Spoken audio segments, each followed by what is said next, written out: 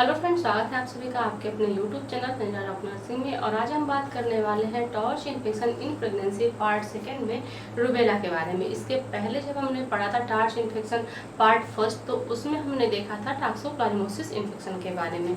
और आज हम देखेंगे रूबेला के बारे में, जिसमें हम देखेंगे कि जब कोई फीमेल प्रेग्नेंट रहती है उस दौरान अगर उसको रूबेला इन्फेक्शन हो जाता है तो इसकी वजह से उसके बच्चे पे क्या प्रभाव पड़ता है। साथ ही हम देखेंगे इसके लक्षण के बारे में और देखेंगे इसके कारण कि किस वजह से ये हो जाता है और इसके क्या लक्षण होते हैं। तो चलिए बिना रुके इस वीडियो को शुरू करते हैं। तो अगर हम बात करते हैं रूबेला की, तो रूबेला एक ऐसी संक्रामक बीमारी है जो एक व्यक्ति से दूसरे व्यक्ति को आसानी से हो जाती है।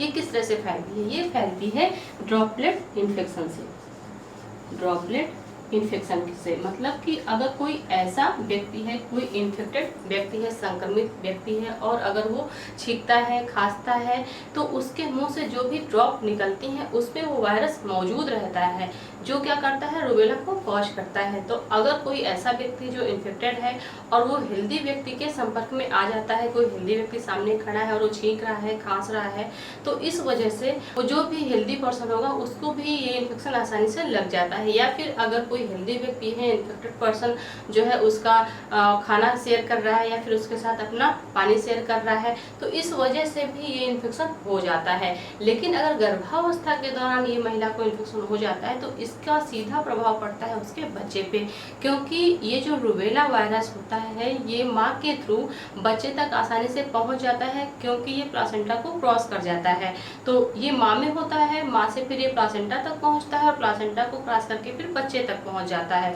तो अगर ये इन्फेक्शन फर्स्ट ट्राइमेस्टर में होता है, मतलब कि गर्भावस्था के जो पहले 3 महीने होते हैं, अगर उस दौरान हो जाता है तो जो भी बच्चा होगा उसमें सबसे अधिक विकृतियां होने के चांस रहते हैं। मतलब जन्मजात उसमें बहुत सी विकृतियां देखने को मिल सकती हैं। वहीं पे अगर ये सेकेंड ट्राइमेस्टर में होता है, मतलब कि चौथे और छठवें महीने के बीच में होता है, तो विकृतियां होने के चांस कम रहते हैं। लेकिन रूबेला इन्फेक्शन ऐसा इन्फेक्शन है जो बच्चे को कंजेनिटल एनोमलीज दे देता है। तो हम कह सकते हैं कि एक तरह से ये संक्रामक रोग तो है, लेकिन ये बहुत भयंकर रोग भी है, क्योंकि अगर ये हो जाता है तो इसकी वजह से जो बच्चा होगा उसमें बहुत सी हमको एनोमलीज देखने को मिल सकती है।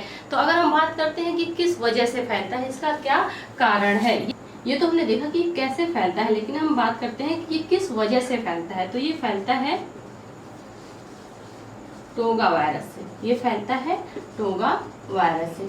तो रूबेला किस वजह से फैल रहा है? टोगा वायरस से फैल रहा है। अब अगर हम बात करते हैं कि जो भी बच्चा है, माँ अगर इससे इन्फेक्टेड है और बच्चे तक ये पहुंच जाता है इन्फेक्शन, तो इसकी वजह से कौन कौन सी एनोमलीज हमको बच्चे में देखने को मिल सकती है। तो अगर हम बात करते हैं मालफॉर्मेशन या फिर एनोमलीज के बारे में, ये सभी क्या है? ये सभी कंजेनिटल होंगी, मतलब कि जन्मजात होंगी, क्योंकि बच्चे जब गर्भ के अंदर है उसी दौरान ये इन्फेक्शन उसको हो रहा है। तो जो भी बीमारी वो लेके पैदा होगा उसको हम क्या बोलेंगे? उसको हम कंजेनिटल बोलेंगे, क्योंकि वो जन्मजात होगी। तो इसमें फर्स्ट पॉइंट है डिफनेस, मतलब कि जो बच्चा होगा उसमें बहरापन हो सकता है, ये बहरापन जन्मजात हो सकता है। नेक्स्ट सेकेंड है कार्डियक मालफॉर्मेशन, मतलब हृदय संबंधी विकृतियां उसमें देखने को मिल सकती हैं। जैसे उसमें सेप्टल डिफेक्ट देखने को मिल सकता है, या फिर जो पल्मोनरी वाल्व होते हैं उससे रिलेटेड स्टेनोसिस देखने को मिल सकता है, या फिर आयोटिक वाल्व स्टेनोसिस देखने को मिल सकता है। तो ऐसे बहुत से कंजेनिटल डिजीज हैं जो बच्चे में देखने को मिल सकती हैं, लेकिन वो रिलेटेड कैसे होंगी? कार्डियक मालफॉर्मेशन, मतलब कि हृदय संबंधी विकृतियां उसमें देखने को मिलेंगी। नेक्स्ट इसमें थर्ड है ग्लूकोमा। ग्लूकोमा स्पेशली आँख से रिलेटेड बीमारी होती है। इसमें क्या होता है कि जो मान लीजिए आई का स्ट्रक्चर है, तो यहाँ पे क्या होता है? मेसोर्फ होता है। मेसोर्फ एक ओपनिंग होती है जिसके थ्रू जो भी एक्सेसिव वाटर होता है वो बाहर निकल जाता है। लेकिन अगर किसी वजह से यहाँ की जो चैनल है, यहाँ की जो ओपनिंग है वो ब्लॉक हो गई, तो ये जो भी फ्लूइड होगा ये बाहर नहीं आ पाता है। इस वजह से ये फ्लूइड यहाँ पे इकट्ठा होने लगता है और फिर ये क्या करता है कि इंट्राऑक्यूलर प्रेशर बढ़ा देता है। आँख का जो इंट्राऑक्यूलर प्रेशर है उसको बढ़ा देता है, जिसकी वजह से धीरे धीरे जो भी देखने की एबिलिटी होती है वो कम होती जाती है, और एक तरह से हम कह सकते हैं कि धीरे धीरे जो बच्चा होगा उसमें अंधेपन के लक्षण दिखाई देने लगते हैं। तो ये क्या है? ये भी एक कंजेनिटल एनोमलीज है, अगर रूबेला इन्फेक्शन बच्चे को हुआ है तो मे बी जो बच्चा होगा वो ग्लूकोमा के साथ पैदा हो सकता है। नेक्स्ट इसमें फोर्थ पॉइंट है हिपैटोमेगाली, मतलब कि जो बच्चा होगा उसका जो लीवर होगा उसमें हमको क्या मिलेगा, सूजन देखने को मिलेगी, उसका जो साइज होगा वो इनलार्ज रहेगा। इसकी वजह से मे बी उसमें पीलिया के लक्षण भी देखने को मिल सकते हैं, क्योंकि जो लीवर होगा उसका प्रॉपर फंक्शन नहीं होगा, जो भी SGPT है फिर HgO2 है वो बढ़ा हुआ आएगा। तो इस तरह से जो लीवर का प्रॉपर फंक्शन नहीं होगा, लीवर इनलार्ज साइज में देखने को मिलेगा। ये भी क्या है, कंजेनिटल बच्चे में देखने को मिलेगा अगर उसको रूबेला का इन्फेक्शन हुआ है तो उसकी वजह से। नेक्स्ट इसमें फोर्थ पॉइंट है एनीमिया, में भी जो बच्चा है वो एनीमिया के साथ पैदा हो सकता है। जैसे वो बात होगा, आप जब उसका ब्लड टेस्ट करवाएंगे, लेबोरेटरी टेस्ट करवाएंगे, तो उस दौरान जो हीमोग्लोबिन लेवल होगा वो ऑलरेडी कम बच्चे में हमको देखने को मिलेगा। नेक्स्ट इसमें 6 पॉइंट है स्प्लीनोमेगाली, मतलब कि जो बच्चा होगा मे बी जो उसका स्प्लीन है जिसको हम प्लीहा कहते हैं उसका साइज भी इनलार्ज हो सकता है, वो स्प्लीनोमेगाली के साथ जन्म ले सकता है। ये भी क्या है, ये भी कंजेनिटल एनामिलीज बच्चे में देखने को मिल सकती है। नेक्स्ट इसमें 7th पॉइंट है मेंटल रिटार्डेशन, मतलब कि जो बच्चा होगा मानसिक रूप से वो क्या होगा, मंद बुद्धि का होगा। मतलब कि जैसे जो सामान्य बच्चे होते हैं वो सोसाइटी में अपने आप को हर तरह से एडजस्ट कर लेते हैं, लेकिन जो मेंटल रिटार्डेशन के बच्चे होते हैं, मानसिक रूप से जो मंद बुद्धि के बालक होते हैं, वो खुद को एडजस्ट नहीं कर पाते हैं। तो मे बी बच्चे में ये चीजें भी देखने को मिल सकती हैं। नेक्स्ट इसमें 8th पॉइंट है IUGR, मतलब कि जो बच्चा होगा उसमें इंट्रायूट्राइन ग्रोथ रिटार्डेशन देखने को मिल सकता है। इसका मतलब होता है कि गर्भ में जो बच्चे का प्रॉपर ग्रोथ एंड डेवलपमेंट होना चाहिए वो नहीं होता है। सामान्य बच्चों की अपेक्षा जो रूबेला से इन्फेक्टेड बच्चा होगा उसका वजन कम होगा, वो साइज में भी छोटा होगा, इसलिए उसका प्रॉपर ग्रोथ डेवलपमेंट नहीं हो पाता है। तो मे बी जो बच्चा होगा वो IUGR के साथ पैदा हो सकता है। नेक्स्ट इसमें 9th पॉइंट है रेटिनोपैथी। रेटिनोपैथी का मतलब होता है कि जो बच्चे की आँख होगी, आँख में जो रेटिना होता है उसकी जो ब्लड वेसल्स होती हैं या फिर जो टिश्यू होते हैं वो डैमेज होने लगते हैं, इसी को हम बोलते हैं retinopathy.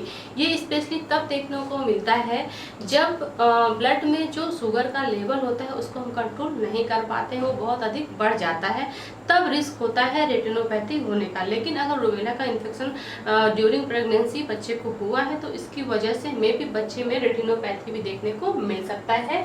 10th and last point है माइक्रोसिफेली, मतलब कि जो बच्चे का सर होगा, हेड का जो उसके आकार होगा वो सामान्य बच्चों की अपेक्षा छोटा होगा, वो चपटा हुआ होगा। जैसे सामान्य जो बच्चों का हेड होता है वो कुछ इस तरह से होता है, लेकिन जो माइक्रोसिफेली के बच्चे होते हैं उनका जो ये ऑक्सीपिटो वाला एरिया होता है वो क्या होता है, वो दबा हुआ रहता है, तो इसलिए बच्चे के सर का जो आकार होगा वो छोटा होगा। तो ये 10 तरह के ऐसे कंजेनिटल एनामलीज हैं, ऐसे मालफॉर्मेशन हैं जो रूबेला से ग्रसित जो बच्चे होते हैं उनमें देखने को मिल सकता है। अब ऐसा नहीं है कि सब में ये सारी चीज़ें देखने को ही मिले, कुछ बच्चे ऐसे होते हैं जिनमें मान लीजिए कि हार्ट रिलेटेड प्रॉब्लम हो सकती है, कुछ बच्चे ऐसे होते हैं जिसमें IUGR हमको देखने को मिल सकता है। तो इस तरह से हमको कोई भी कंजेनिटल एनामलीज बच्चे में देखने को मिल सकती है। वैसे क्या होता है कि जो रूबेला इन्फेक्शन है ये बहुत ही रेयर देखने को मिलता है। अगर हम इसका रेशियो देखें तो 500 अगर प्रेगनेंसी है तो उसमें एक प्रेगनेंसी ऐसी होगी जो रूबेला से इन्फेक्टेड होती है, इसका रेशियो बहुत ही कम होता है। नेक्स्ट अगर हम बात करें इसके सिम्टम के कि क्या लक्षण दिखेंगे अगर किसी भी महिला को ये इन्फेक्शन हो जाता है तो उस दौरान, तो अगर हम बात करते हैं इसके सिम्टम की, इसके लक्षण की, तो वैसे यूजुअली इसके जो सिम्टम होते हैं वो फ्लू लाइक होते हैं, फ्लू लाइक सिम्टम इसमें देखने को मिलते हैं। लेकिन अगर स्पेशली हम देखें कि इसमें कौन कौन से सिम्टम हो सकते हैं तो इसमें होगा फर्स्ट हेडेक, मतलब जो फीमेल होगी उसका क्या होगा, सर दर्द करेगा। लो ग्रेड फीवर, हल्का उसको बुखार महसूस होगा। Next third loss of appetite, उसको भूख नहीं लगेगी। एंड फोर्थ है रनी नोज, उसकी नाक बह सकती है। फिफ्थ होगा सोर थ्रोट, गले में उसको खराश जैसा महसूस हो सकता है। नेक्स्ट 6 पॉइंट है कफ, मतलब हल्की खांसी भी हो सकती है। 7th पॉइंट है रेड और पिंक आई। जो फीमेल होगी अगर उसको मान लीजिए स्नीजिंग हो रही है, उसको उसकी नाक बह रही है, तो उसकी जो आंखें होंगी मे बी वो रेड या पिंक हो सकती है। ऐसा नहीं कि डायरेक्ट उसकी आंखें लाल या हमको गुलाबी दिखाई देंगी। आंखें लाल या पिंक तभी दिखाई देती हैं जब कोई भी व्यक्ति है उसको छींकें आ रही है, सर्दी हुई है, खांसी हुई है। मतलब हमने यहाँ पे पहले ही देखा था कि फ्लू लाइक सिम्टम की बात करते हैं, तो फ्लू में क्या होता है, नॉर्मल सर्दी, खांसी, बुखार ऐसे ही सिम्टम रहते हैं। नेक्स्ट इसमें 8th पॉइंट है swallow gland behind the neck और ईयर्स। मतलब कि जो गले और कान के बैक साइड की जो ग्लैंड होती है मे भी उनमें सूजन देखने को मिल सकती है। बहुत बार आपने देखा होगा कि जब सर्दी वगैरह हो जाती है या फिर बहुत खांसी वगैरह होती है तो उस दौरान कान के पीछे यहाँ पे जो ग्लैंड होती है वो स्वेल कर जाती है। तो उसी की बात यहाँ पे कह रहा है कि मे भी ये भी देखने को फीमेल्स को मिल सकता है कि जो गर्दन की या फिर कान के पीछे की ग्लैंड होती है उसमें सूजन हो सकती है। नेक्स्ट इसमें 9th पॉइंट है मसल्स एक। मतलब कि उसको बहुत ज्यादा शरीर में दर्द होगा, मसल्स पेन उसको बहुत ज्यादा होगा, ऐसा लगेगा कि पूरा शरीर उसका फट रहा है। नेक्स्ट है ज्वाइंट पेन, उसको ज्वाइंट पेन भी होगा, जहाँ भी जोड़ है जैसे घुटना हो गया, ये कोहनी वाले ज्वाइंट्स हो गए या फिर ये हैंड के ज्वाइंट हो गए, तो वहाँ पे उसको बहुत ज्यादा दर्द करेगा। तो ये में भी लक्षण फीमेल्स में देखने को अगर मिलते हैं किसी भी महिला में तो उसे तुरंत अपना डायग्नोस्टिक चेकअप करवाना चाहिए, जिससे आइडेंटिफाई किया जा सके कि उसको कौन सी बीमारी हुई है। जरूरी नहीं है कि अगर ये लक्षण दिख रहे हैं तो फीमेल को रुबेला ही हुआ हो, क्योंकि हमने अभी पढ़ा कि जब फ्लू होता है तो उस दौरान ऐसे ही लक्षण देखने को मिलते हैं। तो अगर किसी भी फीमेल्स को ऐसे लक्षण दिखते हैं तो तुरंत उसे अपना डायग्नोस्टिक टेस्ट करवाना चाहिए। तो अब यहाँ पे क्वेश्चन ये आता है कि कौन सी जांचें हैं जिससे हम स्पष्ट कर सकते हैं कि उसको रुबेला ही हुआ है। तो इसके बारे में हम बात करेंगे लेकिन अपनी नेक्स्ट वीडियो में। तो मिलते हैं अगली वीडियो में, तब तक के लिए थैंक यू सो मच।